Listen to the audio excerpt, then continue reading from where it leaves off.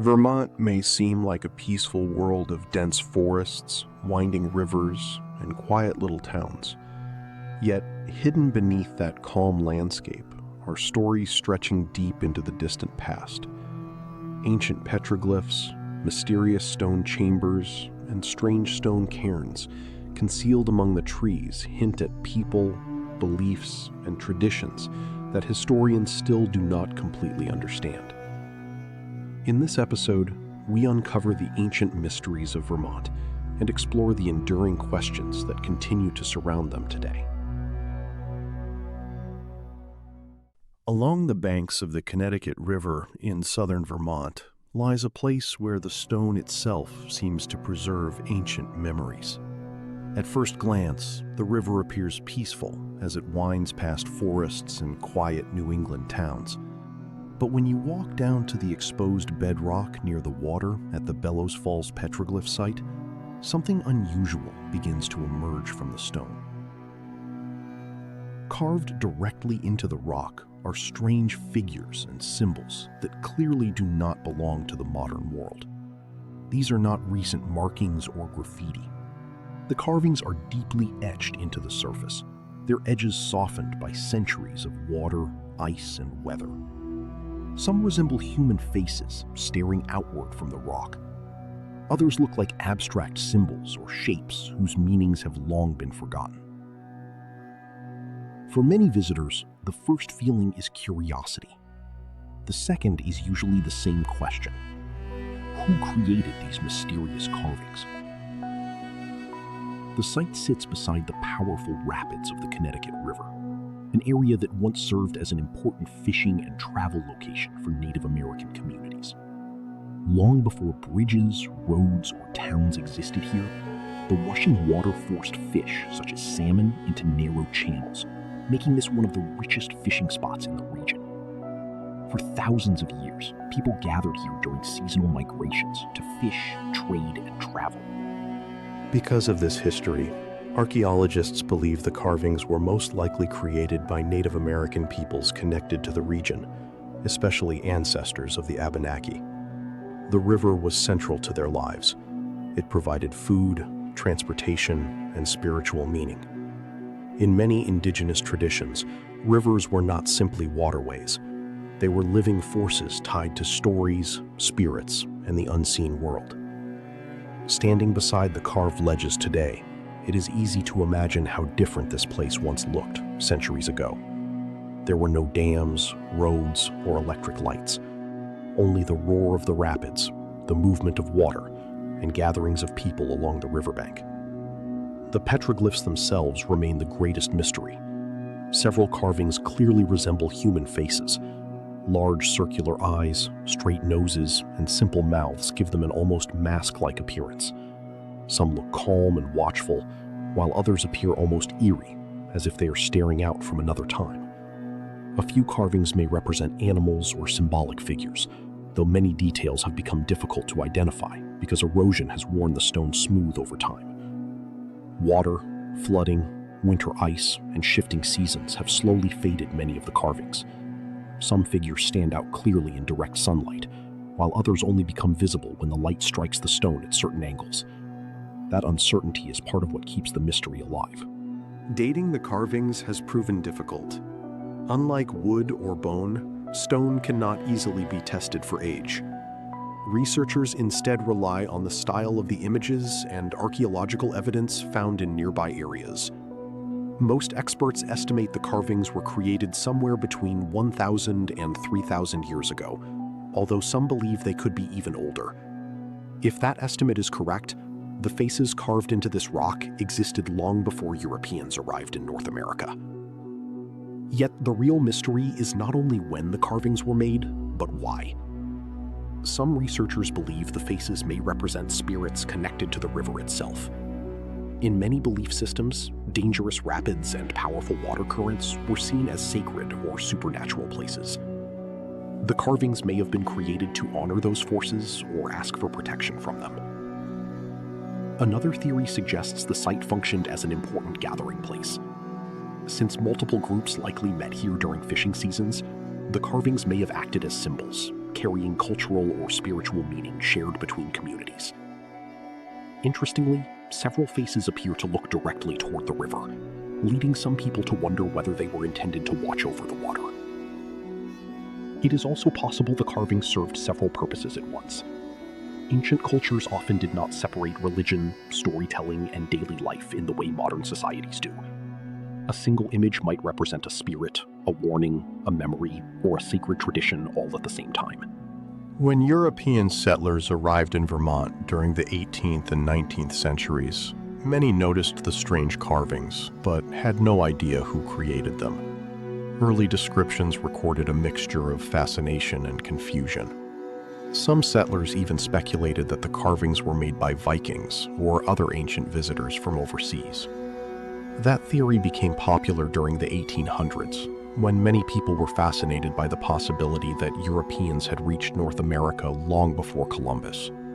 Today, however, most archaeologists reject that idea. The style of the carvings closely matches Native American rock art found throughout the northeastern United States and eastern Canada. Still, those early stories added another layer to the mystery surrounding the site. An interesting detail is that the carvings sit in an area once regularly flooded by the river. During spring snowmelt or heavy rains, water levels could rise high enough to partially cover the rock surface. That raises another intriguing question. Were the carvings intended to remain visible year-round, or were they only meant to appear during certain seasons when the river was lower? Standing there today, you can still watch the Connecticut River rushing past the same stone where ancient artists once worked. The current remains strong, and the sound of water echoes through the narrow channel. Even now, the location carries a quiet sense of power. The carved faces do not explain themselves. They simply remain in the stone, watching the river as they may have done for thousands of years.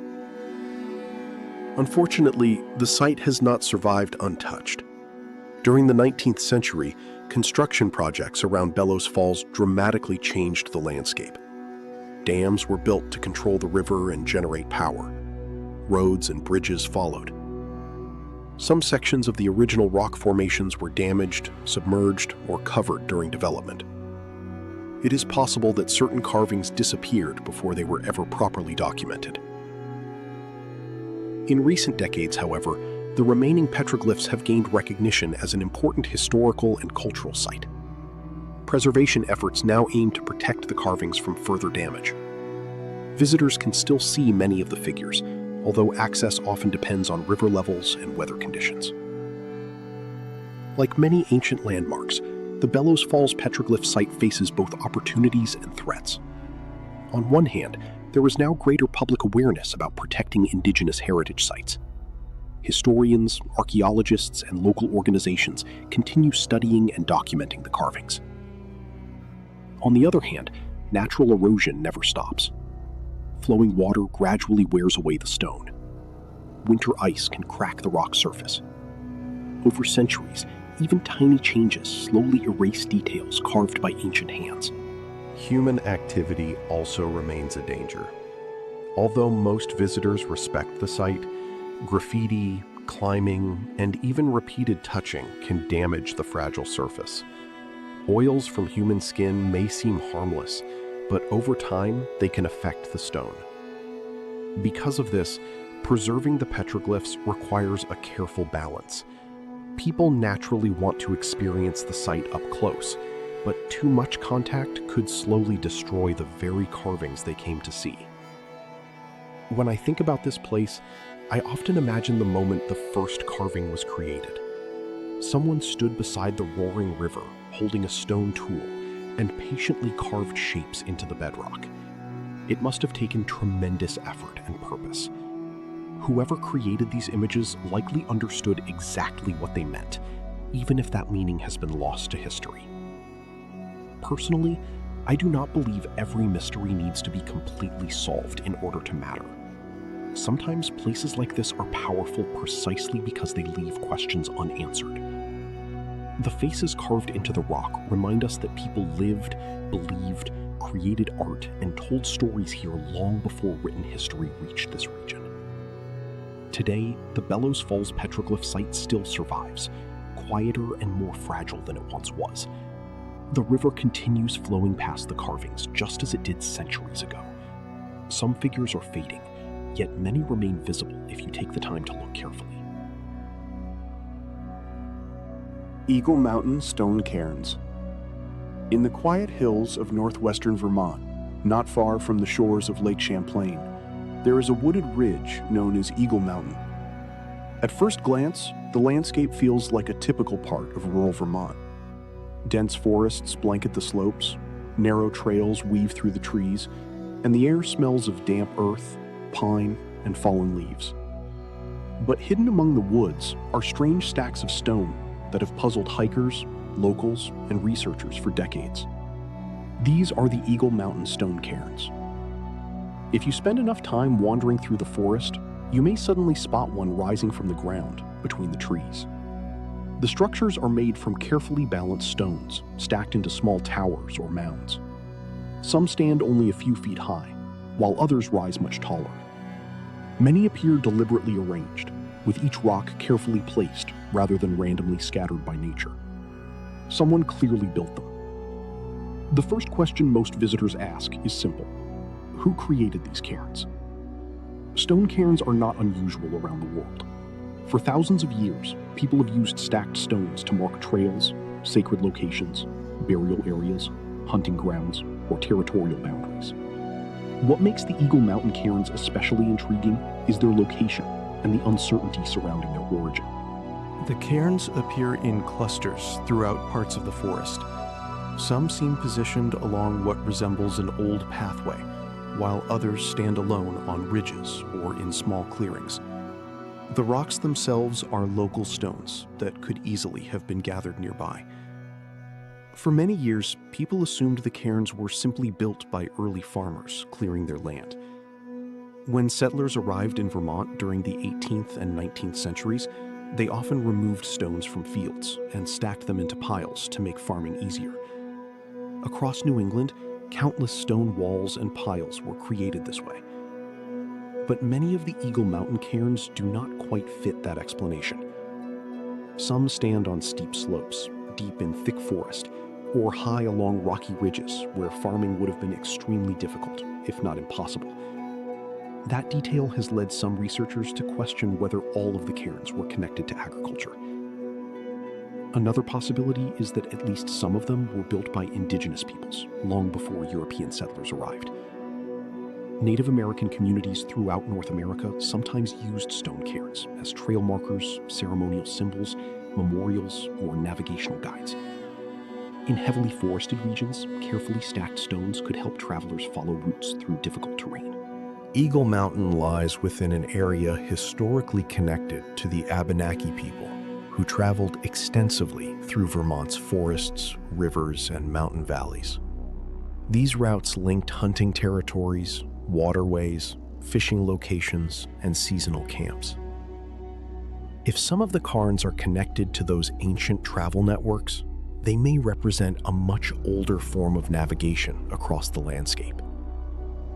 Still, proving that theory is extremely difficult. Unlike tools, pottery, or wooden structures, stone cairns rarely contain organic material that can be scientifically dated. Unless artifacts are discovered beneath them, determining exactly when they were built becomes nearly impossible. Because of this, some researchers focus on studying the patterns and placement of the cairns instead.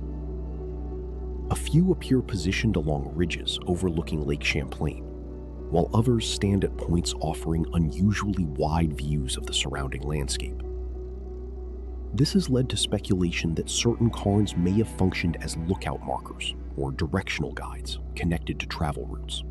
There is also a smaller and more controversial theory suggesting that some cairns may have astronomical significance. According to this idea, certain stone structures could align with the sunrise or sunset during solstices or other seasonal events.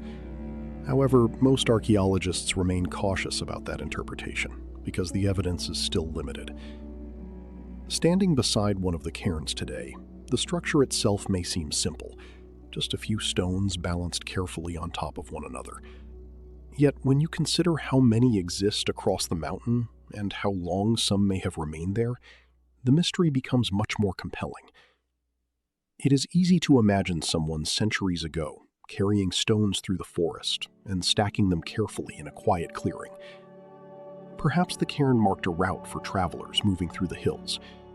Perhaps it held spiritual meaning, understood only by the people who built it. Or perhaps it once served a practical purpose that no longer makes sense in the modern landscape.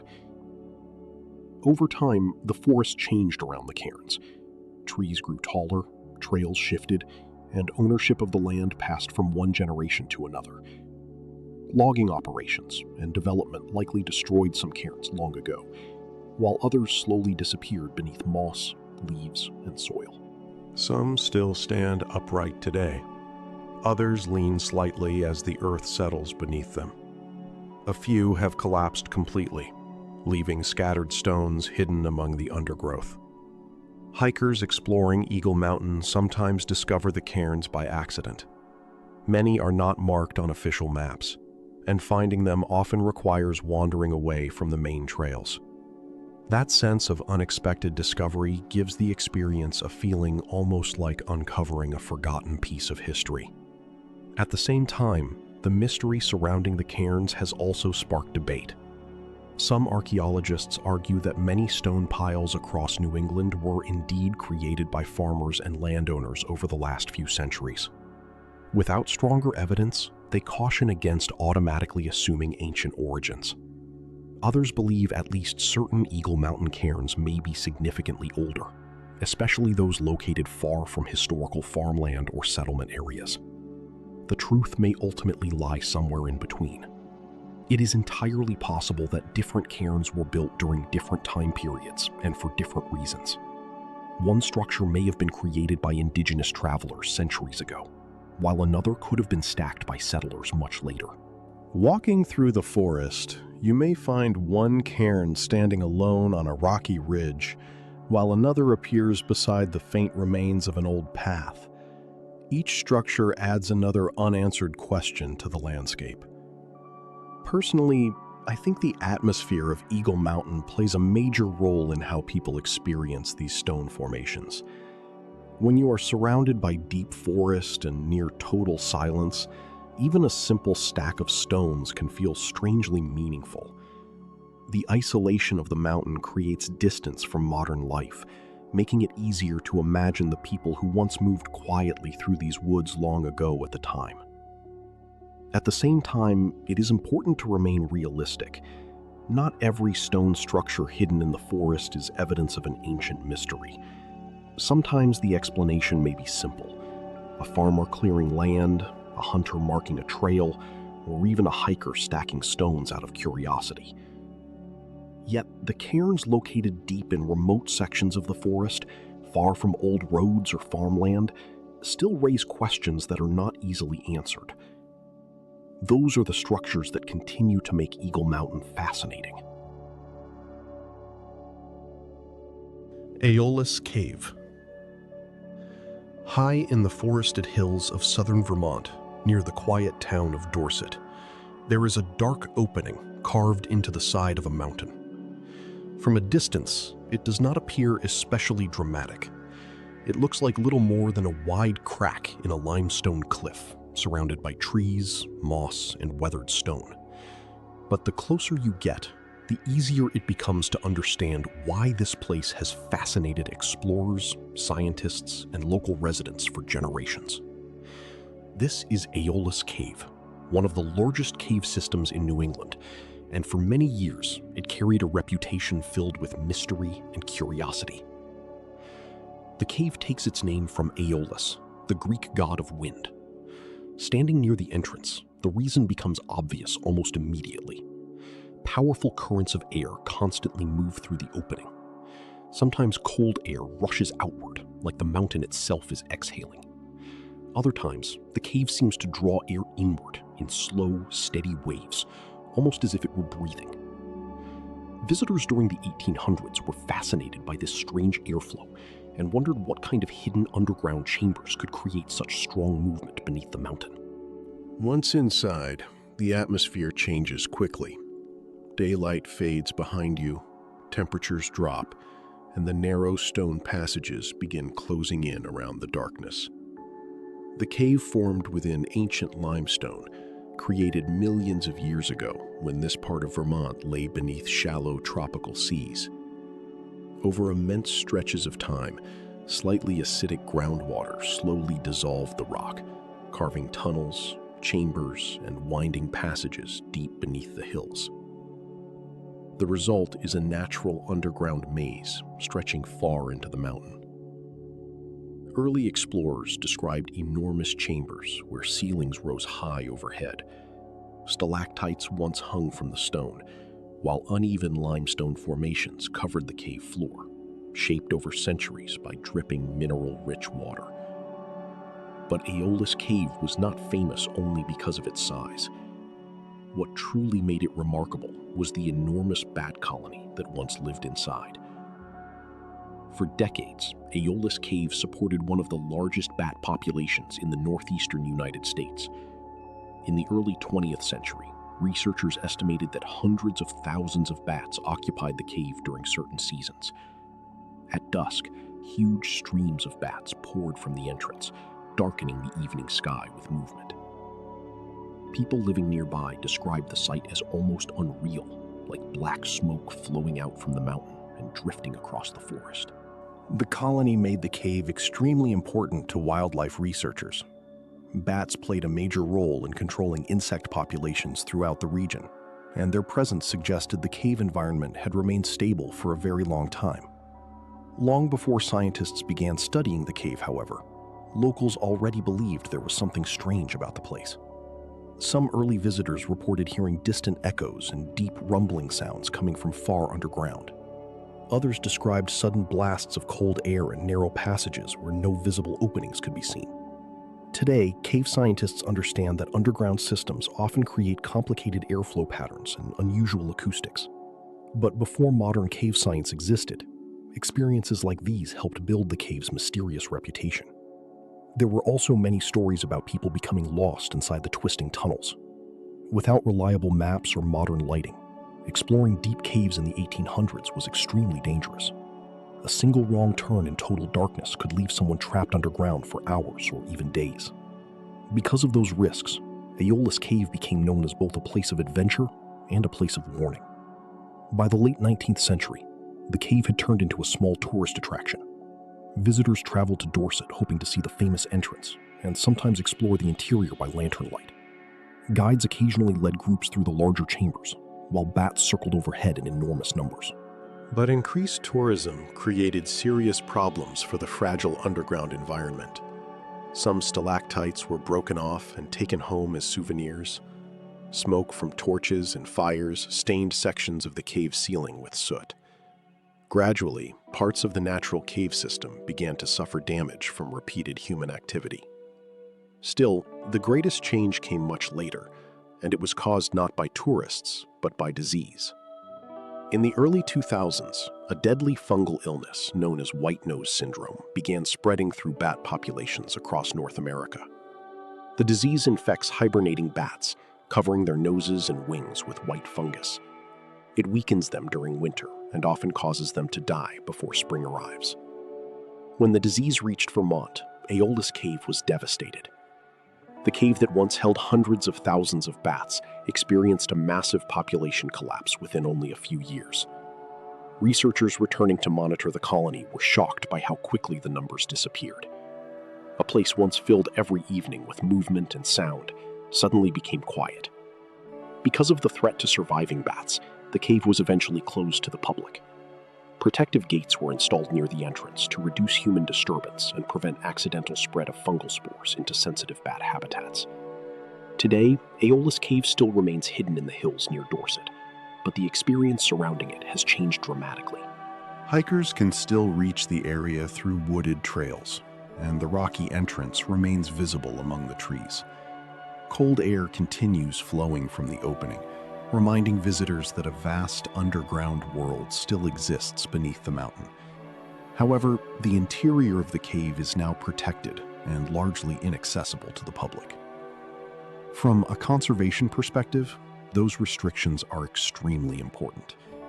Bat populations in some regions have shown small signs of recovery, and protected caves like Aeolus may play a major role in helping those species survive. Limiting human activity gives the remaining colonies a safer environment. At the same time, the closure means modern visitors can no longer experience the cave the way early explorers once did. The giant chambers, winding tunnels, and enormous clouds of bats are now hidden from public view. Standing near the entrance today, what you notice most is the silence. The wind still moves steadily through the cave, and the surrounding forest remains peaceful. But the dramatic evening flights of bats that once filled the sky have mostly disappeared, at least for now.